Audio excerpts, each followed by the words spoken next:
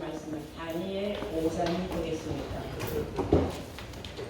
다니엘 5장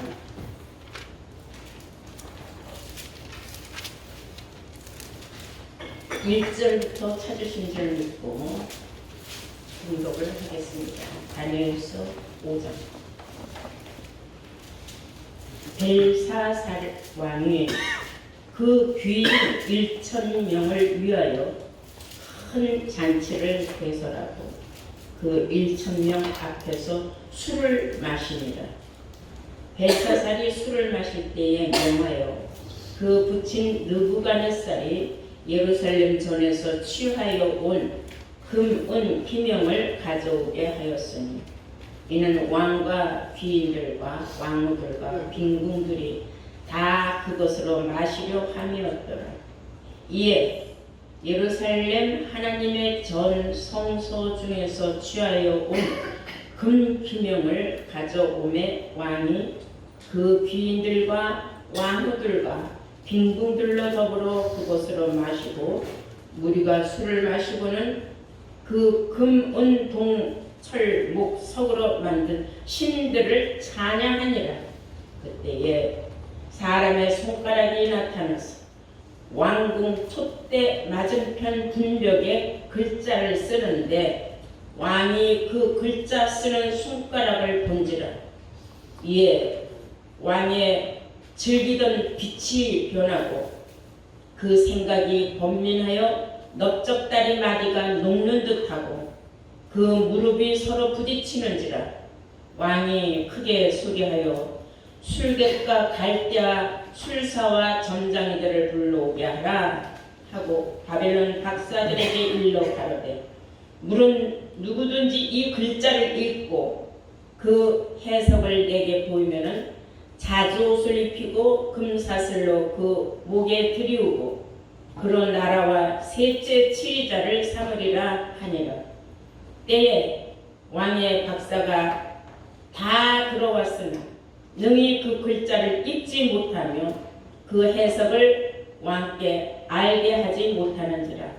그러므로 벨사살 왕이 크게 번민하여 그 낯빛이 변하였고 귀인들도 다 놀라니라. 아멘. 아멘. 네, 허락하신 말씀은 다니엘서 5장 1절에서 9절로의 말씀으로 제목은 벨사살 왕 앞 벽에 나타난 손가락. 벨사살 왕의 이름이 벨사살이에요. 그 왕 앞에 나타난 손가락, 그 벽에 나타난 손가락. 그 손가락이 무엇을 했느냐? 글을 썼어요. 한번 상상을 해봅시다. 한참 신바람 나서 잔치를 벌이고 있는 거예요. 이 왕이 먹자 마시자 즐기자 주의였어요.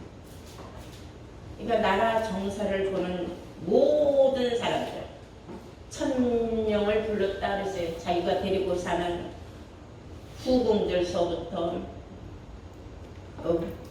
왕서부터 아주 1,000명을 불렀으면 얼마나 대단한 겁니까? 그래갖고 어마어마한 잔치를 벌이는 거예요. 지금으로는 파티죠. 근데 이게 왕의 못된 놈이 저희 아버지가 예루살렘에 쳐들어가서 훔쳐온 그것도 성전에서 가지고 온 성전에서 쓰는 하나님께 이렇게 제를 올릴 때 썼던 뭐 금잔, 은잔 뭐 이런 모든 기념들을 몽땅 도적질해 갖고 와서 창고에다 넣어놨던 걸 꺼내와서 거기다가 술을 따라서 먹는 거예요. 하나님 성전에 쓰는 그릇으로 술을 따라서 퍼놓고 이게 어디서 갖고 온 건지 아느냐 하면서 아주 자랑질을 해가면서 얼마나 교만하고 못됐습니까? 그런데 더 중요한 것은 이 벨사살 왕이 각종 우상을 다 섬긴 거예요. 성경에 그 4절에 보니까 무리가 술을 마시고는 그 금, 은, 동, 철, 목, 석으로 만든 신들을 찬양하니라 그랬어요. 별의별 신을 다 만들어놨어요. 금으로 만든 신, 은으로 만든 신, 나무로 만든 신, 철로 만든 신, 또 동으로 만든 신, 아무튼지 여러 종의 신을 있는 대로 다 만들어 놓고 거기를 또 찬양을 하는 거예요. 하나님이 얼마나 화가 나셨겠습니까? 그래서 하나님이 역사가 일어난 거예요. 어떻게 일어났느냐? 형체는 아무것도 안 보이는데 갑자기 벽에 손가락이만 나타났어요. 손가락만 나타나서 막 글을 쓰는 거예요. 하고 꼬불꼬불꼬불꼬불 무슨 글을 썼는데 왕이 술 먹다가 그 눈이 탁 글로 꽂힌 거예요. 그래서 여기 표현한 대로 넓적다리가 막 녹아지고 무릎이 막 40나무 떨리듯이 막 다닥다닥 붙여주면 입술이 떠들고 그냥 얼마나 바달바달 떠는지 갑자기 사람들이 왕이 이러니까 왜 그러지 왜 그러지 하면서 보니까 세상에 손가락이 나와서 그랬어. 그건 이제 잔치가 아니라 이제 완전히 잔치가 개판이 된 거죠. 다들 도망가고 막 난리가 나서 이게 무슨 조화냐 이게 무슨 일이냐고 난리가 났어. 왕이 너무 놀라가지고 명령을 한 거야. 우리나라에 이름 있는 모든 박사들, 술사들, 선지자들 다 불러 말아. 저게 글씨가 저게 뭘 쓴 거며 저 내용은 뭐냐 그걸 좀 나한테 좀 알려주라 명령을 해서 밖에 있던 뭐 박사들이니 뭐니 선지자들 다 불려갔어요. 이 사람들도 모르는 거 글씨를 내용도 모르고 저게 무슨 뜻인지 모르는 거야. 그 사람들도 얼어붙은 거예요. 놀래서. 그러자 어떤 이제 그 왕궁의 왕후가 나왔어요. 예우에. 아우 왕이여 걱정 말라. 저 글을 보고 읽고 그리고 해석할 자가 하나 있다. 그게 누구냐고 그랬더니 우리나라에 지금 포로로 잡혀온 다니엘이라는 사람이 있는데 그 소년이 얼마나 하나님의 지혜를 받았는지 못 읽는 게 없고 모르는 경우는 아주 진짜 최고의 하나님의 지혜를 받은 박사가 있다 알려줬어요. 당장 그놈을 불러와라 그랬어요. 다니엘이 끌려갔어요. 왕이 얘기해요. 네가 이 글을 읽고 나한테 저 글의 내용을 해석을 알려주면은 내가 너를 이 나라의 세 번째 치리자를 삼고 너한테 최고급의 비단옷을 내려주고 너를 위하여서 아주 내가 최고의 너를 지위를 내가 약속을 한마 빨리 저걸 읽고 해석을 하라. 그랬더니 다니엘이 하는 말이 24절에 나와요. 5장 24절 뭐라고 하느냐면 이러므로 그의 앞에서 이 손가락이 나와서 이 글을 기록하였느니라 하면서 기록한 글자는 이것이니 해석하건대 기록한 글자는 이것이니 곧 그 글의 글자를 읽는다면은 메네메네 대겔 우바르신이라 이렇게 읽는다 하고 알려줬어요. 그 뜻은 또 뭐냐? 20년대에 그 뜻을 해석하건대 메네는 하나님이 이미 왕을 나라를 시대를 세워서 그것을 끝나게 하셨다 함이요. 메네메네라는 것은 왕의 시대는 이제 오늘부로 끝장났다는 뜻이요. 그 말이에요. 얼마나 무서운 말입니까? 그리고 27절에 대겔은 메네메네하고 그 다음에 대겔이라는 뜻은 왕이 저울에 달려서 부족함이 되었다 하며 베레스는 왕의 나라가 나뉘어서 메대와 바사 사람에게 준바되었다 함이니이다. 그 글을 읽는다면은 메네메네 대겔 우바르신이라 읽는데 그 뜻은 여기 말하는 대로 왕의 나라는 오늘부로 끝장난다는 뜻이요. 이유는 왕이 하나님의 저울에 달아보니까는 너무 형편없이 부족함이 보였다 하며 그래서 하나님의 심판의 글입니다 하고 알려줬어요. 왕이 얼마나 놀랐겠습니까? 아니 이렇게 좋은 세상에 내가 왕으로서 권력도 살았어. 그리고 날마다 먹자 마시자 놀자 춤추자 맨날 파티하고 백성들도 돌보지 않고 저만 쳐놓고 그렇게 궁 안에서 즐거이 매일 잔치나 벌리고 사는 그 존재. 그뿐만 아니라 하나님의 제일 싫어하는 우상을 섬겼다는 거. 우상을 그냥 섬겨 아주 찬양을 했단 말이야. 천여 명을 많고 우상을 사냥을 했다. 여기에 대해서 하나님께서는 당신은 저울에 달아보니까 아주 형편없는 믿음도 없는 부족함이 하나님을 요만큼도 두려워하지 않냐고 하나님을 우습게 여기는 그런 심보를 가진 것을 하나님이 오늘 끝장낸다는 뜻으로 쉽게 말하면 이렇게 말하게 된 거예요. 대사사가 얼마나 놀랐겠습니까? 근데 완전히 잔치는 뒤집어 엎어진 거죠. 그러면 여기서 말하는 메네메네 데게오바르 신이라는 것은 성경이 다니엘이 분명히 그 해석을 보여줬어요. 그러면 성경에 말하는 손가락은 하나님의 손가락을 말하는 형체도 없이 손가락만 나와서 글을 쓴다. 이거는 세상에 뒤집어질 일이 있어요. 근데 그 내용 또한 또 어마어마한 내용이었단 말이에요.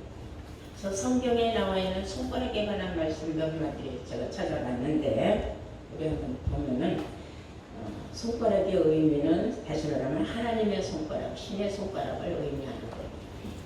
시편 8편 3절을 보시면 주의 손가락으로 만드신 주의 하늘과 주의 베풀어 주신 달과 별들을 내가 봅니다. 다윗의 노래는 하나님께 찬양을 주게 하나님께서 손가락으로 세상을 만드셨다. 그래서 하나님 만드시는 해와 달과 별들도 내가 늘 보고 있습니다. 그리고 시편 144편 1절을 보시면 나의 반석이 되신 여호와를 찬송하리로다. 저가 내 손을 가르쳐 싸우게 하시며 손가락을 가르쳐서 치게 하소서 그랬어요. 손가락을 가르쳐서 심판을 하게 하소서 그 말이에요. 치게 하소서 하는 거죠. 다니엘이 지금 손가락을 통하여서 뭘 받고 있어요? 심판을 받고 있는 장면입니다. 우리가 잘 아는 바 출애굽기 31장 18절을 보시면은 모세가 시내산에서 하나님 앞에 두 돌판을 들고 내려왔는데 그 돌판에 쓴 글은 하나님이 친히 쓰신 글이라 하고 친히 하고 그 밑에 대자는 손가락으로 있습니다. 하나님의 손가락으로 친히 쓰신 십계명판을 말하는 겁니다. 얼마나 하나님이 하시는 일 중에 놀라운 일이 많습니다. 그리고 대결이라는 뜻은 저울에 달아보니까는 형편없다 그런 말 뜻이어서 그러면 저울은 그러면 우리가 무게를 다는 게 저울이에요. 자, 저울 중에서 우리가 육신의 무게가 많고 적고 뭐 재산의 무게가 많고 크고 이런 육신적인 걸 말하는 게 아니에요.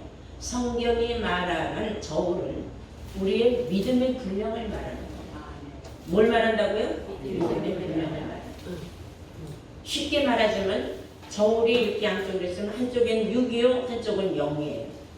6이 거의 다 무거워. 0은 다 또 0이 가벼운 거죠. 믿음이 평균적으로 0이 조금 더 무거워야 되는데 6이 거의 다 무겁다. 그래서 0과 6을 비교할 적에 하나님께서 0을 저울에 바라보신다는 그런 뜻입니다. 근데 그 0, 그것은 뭘 말하냐? 우리의 신앙심, 믿음을, 무게를 말하는 믿음의 무게가 형편없는 사람. 자기 아직과 고집과 교만한 성격 때문에 100% 하나님 앞에 순종하지 않아요.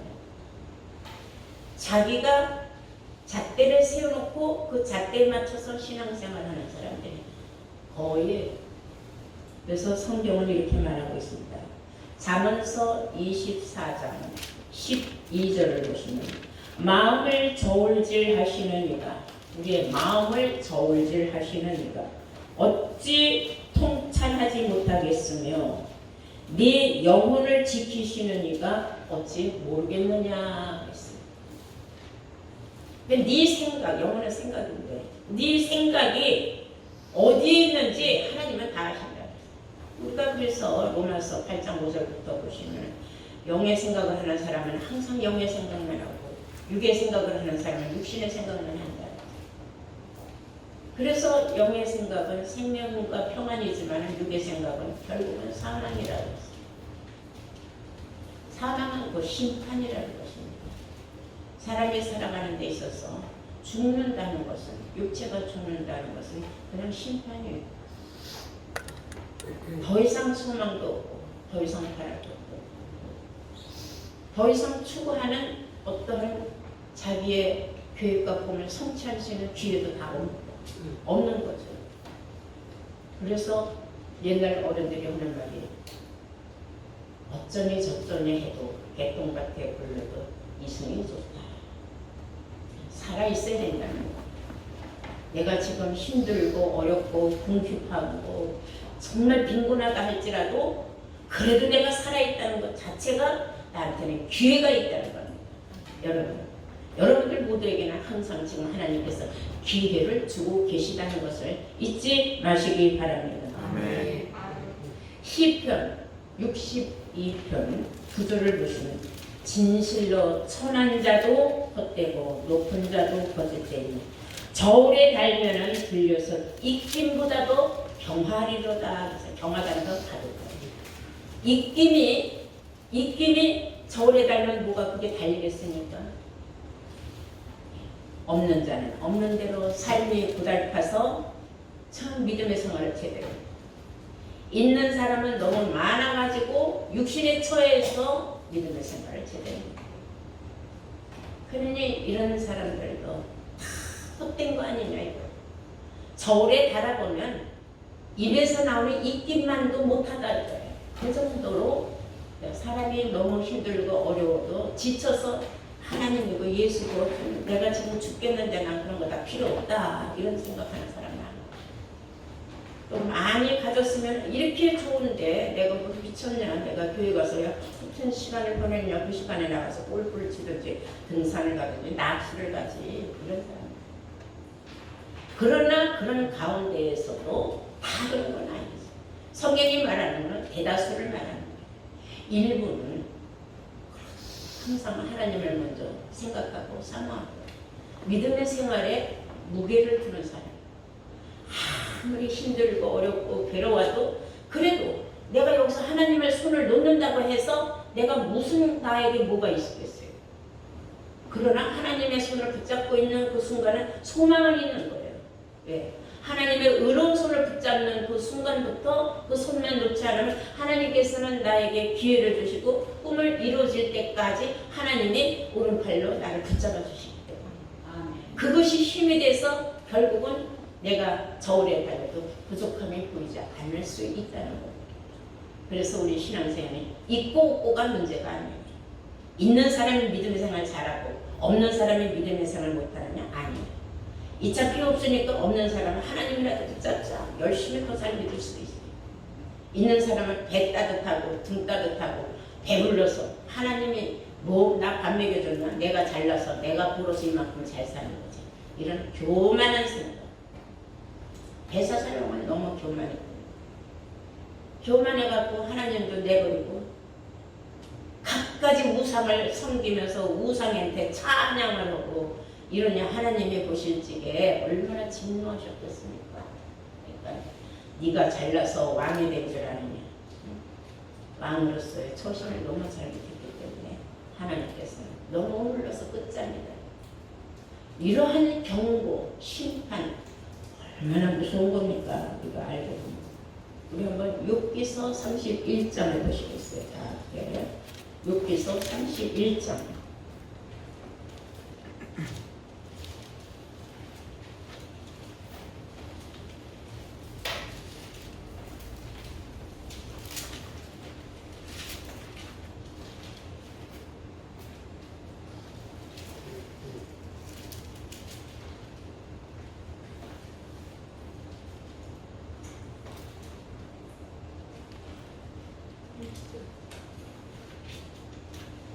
오절 보시겠어요?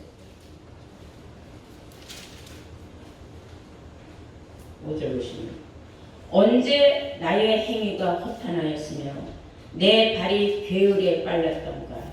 그리하였으면 내가 공평한 저울에 달렸어. 그리하였으면 내가 공평한 저울에 달려서 하나님이 나의 정직함을 아시게 되기를 원하노라. 언제 내 걸음이 길에서 떠났던가, 내 마음이 내 눈을 따라갔던가, 내 손에 더러운 것이 묻었던가. 그리하였으면 나의 심은 것을 타인이 먹으며 나의 소산이 뿌리까지 뽑히는 것이 마땅하니라. 이것은 욥의 하나님께 대한 원망과 간절한 기도였어요. 욥은 하나님을 너무나 잘 섬긴 사람이에요. 이런 사람이 혼란이 왔어요. 그가 조금 하나님을 잘 섬기니까 모든 일이 순순하게 탄탄대로로만 쫙쫙 뻗어가. 어느 일마다 만사가 형통했어. 그러면 사람이 교만할 수 있는데 그는 안. 날마다 아침에 가족들을 모아놓고 하나님 앞에 먼저 감사 기도를 했어요. 그랬는데 어느 날 아침에부터 일이 일어나는 거예요. 아침에 이 아들이 죽고 저 아들이 죽고 그 다음 날은 또 저쪽 아들이 죽고 막 정신을 차릴 수가 없는 거예요. 그러더니 막 하늘에서 자연 재해가 일어나가지고 막 기르던 짐승들도 다 죽고 막 완전히 집안이 난장판이 된 거예요. 하루아침에 망한다는 말이 돼요. 옛말에 부자가 망해도 3년은 간다는데 이 사람은 일주일 안에 완전히 망했고 그러더니 병까지 또 났어요. 물론 화병도 있었겠지. 이게 도대체 내가 하나님을 잘 믿은 결과가 이건가 하는 거 별 생각 다 들어갔겠지. 난리가는 온몸에 등창, 하창, 욕창, 창, 뭐 베레벨 뭐 온몸에 종기라는 거 다 나버렸어. 얼마나 종기가 나면 근지럽고 가렵겠습니까? 귀어장을 뜯어서 막 온몸. 그걸 보고 마누라는 네가 잘 믿던 하나님이 널 그따구로 만들어줬냐? 너는 그 하나님이나 잘 믿고 기절하고 마누라가 악담하라고 도망가 버렸어요. 이 욥이가 가려운데 긁어가면서 생각을 하는 거예요. 내가 뭘 잘못했느냐 이거야 하나님 앞에. 하나님이 나한테 왜 이런 시련을 주셨는지 이해가 안 가는 거예요. 이게 그 기도 중에 나오는 말이에요. 5절에 언제 나의 행위가 허탄하였으며 내 행위가 허탄한 짓을 한 적이 있느냐 이거예요. 내 발이 괴울에 빨랐던가. 그리하였으면 내가 공평한 저울에 달려서 하나님이 나의 정직함을 아시게 되기를 원하노라. 하나님이 차라리 지금 이 시간이라도 저울에다가 나 믿음을 달아보셨으면 좋겠다. 내가 얼마나 정직하게 내 나름대로 최선을 다해서 살았는가. 그래야 하였으면 내가 공평한 저울에 달려서 하나님이 나의 정직함을 아시게 되기를 원한다. 나의 정직함을 아시게 되기를 원한다. 근데 결국은 이런 말을 하나님 앞에 한 것조차도 교만이라고 했어요. 왜 하나님을 사람이 그래 힘이가 잘 되면 아이고 하나님 감사해. 안 되면 하나님이 도대체 있는 거야 없는 거야 살았어 죽었어 도대체 하나님이 나한테 왜 이런 시련을 주는 거야. 교만해지는 거예요. 하나님을 원망하기 시작하는 자기가 잘못한 걸 생각해요. 욥은 모든 일이 다 잘 들어가는데 하나님을 원망할 일도 없고 하나님을 잘 섬기지 않을 이유는 없는 거예요. 하나님은 한번 시험을 해본 거예요. 이 사람의 믿음을. 근데 그의 친구가 어느 날 와서 경고를 해줬어요. 너 그딴 기도하는 자체가 너한테는 얼마나 교만인 줄 아느냐. 거기서 깨달음이 없고 내가 하나님 앞에 교만했구나. 우리가 성경에도 너 지렁이 같은 야구가 하잖아요. 사람의 지렁이를 얼마나 징그럽다 그러고 보면은 그냥 밟고 문지기도 하고 또는 아이고 징그럽고 피하고 가기도 하잖아요. 너 지렁이 같은 야구가 하는 그런 말도 있는 욥이 지가 뭐가 이렇게 잘나가지고 이제 너무 힘들고 어려운 일을 처음으로 당해보니까 하나님을 막 원망하는 기도를 했단 말입니다. 그래서 사람이 그럴 수도 있다는 겁니다. 그리고 이게 다 우리하고도 관계되는 말이기 때문에 이 설교가 여러분들에게는 양약이 돼야 됩니다. 계시록 우리가 6장 5절을 다 함께 보시겠어요. 이게 이제 마지막에 이룰 일인데 마지막 때에 계시록 6장 5절을 보시면 셋째 인을 떼실 때에 그랬어요. 셋째 인을 떼실 때에 내가 들으니 셋째 생물이 말하되 오라 하기로 내가 보니 검은 말이 나오는데 그 탄자가 손에 저울을 가졌더라 그랬어요. 그 손에 뭘 가졌더라? 저울을 가졌더라. 셋째 인을 떼실 때에는 검은 말이 나오는데 그 검은 말을 탄 자가 손에 저울을 들고 나타났다. 여러분, 이게 이제 머지않아 우리 시대에 이제 이루어질 일입니다. 계시록은 이루어집니다. 말세에 이루어지는 일이라는 것을 꼭 아시기 바랍니다. 그가 왜 손에 저울을 들고 왔을까요?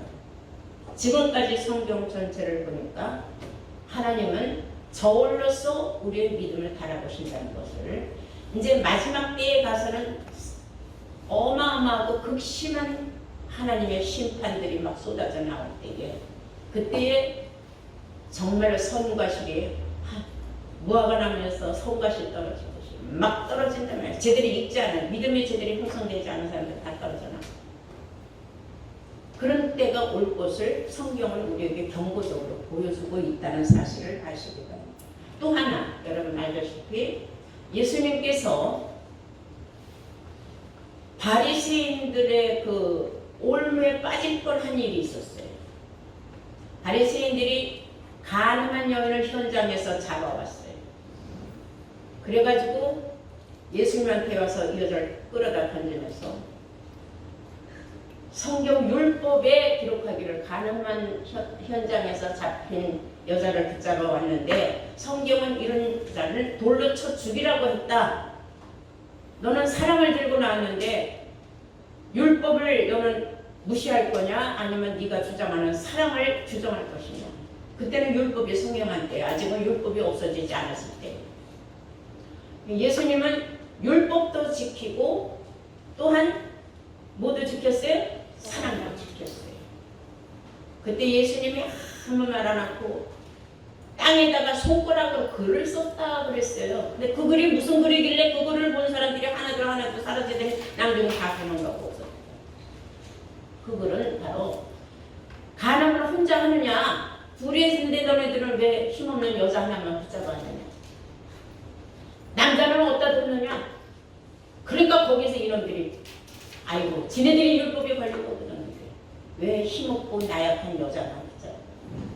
근데 지금도 저쪽 이란 저쪽에서는 여자들을 그렇게 아주 가치없이 해. 자기네들이 여자 몸에서 난 걸 잊어먹는 인간들이에요. 잘못된 거죠. 이렇게 해서 손가락의 그 의미는 심판을 의미하고 또한 그 하나님의 법을 의미합니다. 하나님은 하나님의 법에 의해서 심판도 하고 구원도 하시기 때문에 그런 것을 우리에게 알려주셨다는 사실을 아시기 바랍니다. 이로 인해 가지고 오늘 본문 말씀이 이제 이루어지는 거예요. 다니엘서 5장 결국 끝에 가서는 어떤 일이 생기느냐, 24절부터 보시겠어요. 이러므로 그의 앞에서 이 손가락이 나와서 이거를 기록하였나이다. 다니엘이 말합니다. 기록한 글자는 이것이니 곧 메네메네 데겔 우바라시니라 쓴 것입니다 했어요. 그 뜻을 해석하건대 메네는 하나님이 이미 왕의 시대를 세워서 그것을 끝나게 하셨다 하며, 데겔은 왕이 저울에 달려서 부족함이 되었다 하며, 베레스는 왕의 나라가 나뉘어서 메대와 바사 사람에게 준 바가 되었다 함이니이다. 29절 이에 벨사살이 명하여 무리로 다니에게 자주 옷을 입히게 하며 금사슬로 그의 목에도 들이우게 하고 그를 위하여 조소를 내려 나라의 셋째 치리자를 삼았느니라. 30절 다니엘에게 자기가 약속한 건 다 지켰어요. 벨사살 왕이. 그날 밤에 갈대아 왕 벨사살이 죽임을 당하였고, 그날 밤에 그날로 심판이 이루어진 거예요. 그날 밤에 벨사살 왕이 죽임을 당하였고 메대 사람 다리오가 나라를 얻었는데 때에 다리오는 62세였더라. 아멘. 네. 엉뚱한 사람이 왕의 자리에 오르게 됐어요. 그 손가락이 말한 대로 왕의 시대는 이미 끝났다. 메네메네 데겔 너는 저울에 달아보니까 너는 형편없다. 그 말이 이래서 그 경고와 심판을 받고 벨사살만 바들바들 떨면서 정신을 차리고 나라의 치리자의 세 번째 치리자로 다니엘을 세워놓고 그 다음에 정신을 차리고 이제 나라가 이제 망했다니까 나라가 완전히 없어지면 안 되니까 나라를 두 갈래로 세워서 왕을 딱 세워놨는데 그게 뭐냐면 다리오 왕 62살 먹은 사람을 세워놓고 자기는 안전지대를 만들어놨지만 그날 밤에 죽임을 당했던 거야. 죽임을 당했다는 건 뭐야? 지가 자살한 건 아니야. 하나님의 심판을 받았다는 겁니다. 죽었다는 것은. 이런 말씀을 우리가 오늘 깊이 생각을 해볼때 하나님의 심판 꼭 우리 눈앞에 어떤 손가락이 나와서 그랬어서 심판하는 거예요. 하나님의 심판은 손가락은 꼭 법을 상징하는 거예요. 법은 믿는 사람에게는 성경의 법입니다. 그러므로 성경대로 우리는 믿고 성경대로 우리가 구원의 길을 가는 줄로 믿습니다. 우리 모두 다 정말로 하나님의 저울에 달았을 때에 우리가 영의 무게가 무거워야지 영의 무게가 가볍고 부족하게 보여서는 하나님의 심판을 피할 길이 없다는 것을 모두가 깨달은 이 시간 되시기를 예수 이름으로 축원합니다. 아멘.